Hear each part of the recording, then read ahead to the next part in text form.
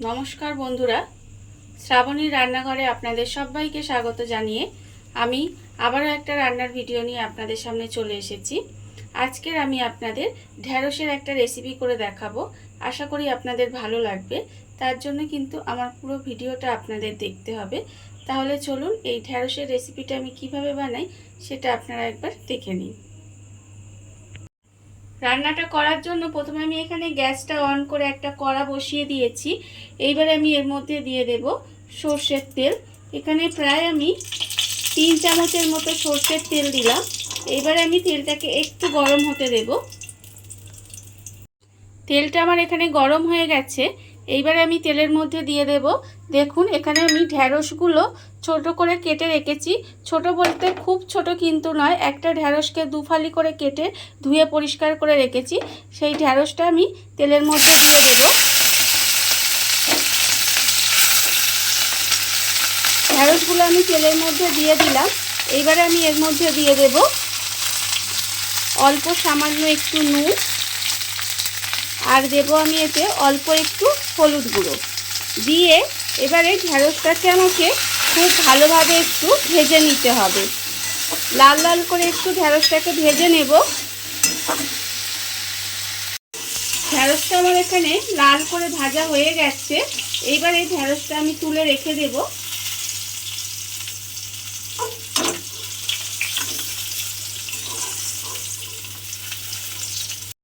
ঢ্যাঁড়সগুলো আমি এখানে লাল করে ভেজে তুলে রেখেছি। এইবারে ওই তেলের মধ্যে রান্নাটা করব। প্রথমে আমি দেব অল্প সামান্য একটু কালো জিরে ফোড়ন দিলাম, আর দেব এখানে 2টো চেরা কাঁচা লঙ্কা। ফোড়নটা আমি একটু নাড়াচাড়া করে ভেজে নিলাম। এইবারে আমি এর মধ্যে দিয়ে দেব পেঁয়াজ কুচি। এখানে আমি একটা বড় সাইজের পেঁয়াজ ছোট ছোট করে কুচিয়ে রেখেছি। সেই পেঁয়াজ কুচিটা আমি এর মধ্যে দিয়ে দিলাম। দিয়ে পেঁয়াজটা একটু ভেজে নেব। পেঁয়াজটা আমার এখানে লাল করে ভাজা হয়ে গেছে। এইবারে আমি এর মধ্যে দিয়ে দেব রসুন কুচি। এখানে আমি 4 কোয়া রসুন একটু কুচিয়ে রেখেছিলাম, সেই রসুন কুচিটা কিন্তু আমি এর মধ্যে দিয়ে দিলাম। দিয়ে একটু নাড়াচাড়া করে রসুনটাও ভেজে নেব, যাতে রসুনের যে কাঁচা গন্ধটা থাকে সেটা চলে যাবে। রসুনটা ভাজা হয়ে গেছে। এইবারে আমি এর মধ্যে দিয়ে দেব মুসুর ডাল। এখানে আমি মুসুর ডাল রেখেছি, সেই ডালটা আমি খুব ভালোভাবে ধুয়ে পরিষ্কার করে রেখেছি। সেই ডালটা কিন্তু আমি এর মধ্যে দিয়ে দেব।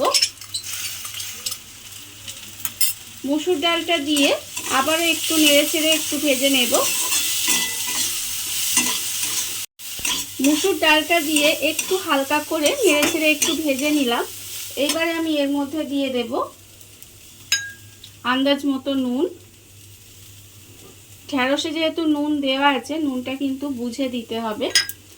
আর আমি এর মধ্যে দিয়ে দেব 1/2 চামচ হলুদ গুঁড়ো, আর দেব আমি এর মধ্যে 1/4 চামচ মতো লঙ্কার গুঁড়ো।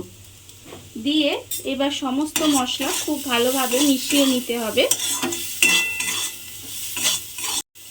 সমস্ত কিছু খুব ভালোভাবে মিশিয়ে একটু ভাজা ভাজা মতো করে নিয়েছি। এইবার আমি এর মধ্যে দিয়ে দেব জল। এখানে আমি খুব বেশি জল দেব না, ডালটা সেদ্ধ হওয়ার মতো একটু জল দিতে হবে আমাকে, যাতে ডালটা ভালোভাবে সেদ্ধ হয়ে যায়। এবার এটা আমি একটু রান্না হতে দেব। ডালটা আমার এখানে প্রায় 80% সেদ্ধ হয়ে গেছে। এইবারে আমি এর মধ্যে যে ঢ্যাঁড়সগুলো আমি এখানে ভেজে রেখেছি, সেই ঢ্যাঁড়সগুলো কিন্তু আমি এর মধ্যে দিয়ে দেব। ঢ্যাঁড়সগুলো আমি এর মধ্যে দিয়ে একটু ডালটা হতে দেব, যাতে ডালটাও খুব ভালোভাবে সেদ্ধ হয়ে যায় আর ঢ্যাঁড়সটাও কিন্তু খুব ভালোভাবে সেদ্ধ হয়ে যায়। আর এটা কিন্তু খুব পাতলা হয় না, এটা একটু ঘন ঘনই হবে।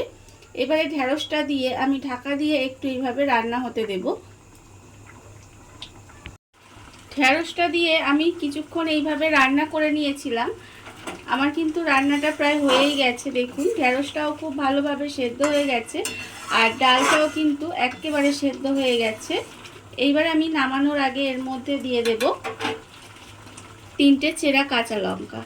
3টে চেরা কাঁচা লঙ্কা আমি ওপর থেকে দিয়ে দিলাম। আর গ্যাসটা কিন্তু অফ করে একটু ঢাকা দিয়ে রেখে দিলেই আমার রান্নাটা রেডি হয়ে যাবে। দেখুন বন্ধুরা, বাড়িতে থাকা কত অল্প উপকরণ দিয়ে কত সুন্দর একটা ঢ্যাঁড়সের রেসিপি তৈরি হয়ে গেছে। আপনারা দেখতেই পেলেন। এটা কিন্তু ভাত কিংবা রুটি যে কোনো কিছুর সাথে খেতে ভীষণ ভালো লাগে। আপনারা বাড়িতে বানিয়ে দেখতেই পারেন। এই রেসিপিটা ভালো লেগে থাকলে আপনারা যদি ফেসবুক থেকে দেখে থাকেন তাহলে পেজটি ফলো করে দেওয়ার অনুরোধ রইল। আর যদি ইউটিউব থেকে দেখে থাকেন তাহলে চ্যানেলটি সাবস্ক্রাইব করে নেওয়ার অনুরোধ রইল। তাহলে চলুন, ভিডিওটা আমি এখানেই শেষ করছি। আপনারা সবাই ভালো থাকবেন, সুস্থ থাকবেন। আবারও হাজির হব নতুন কোনো রান্না নিয়ে।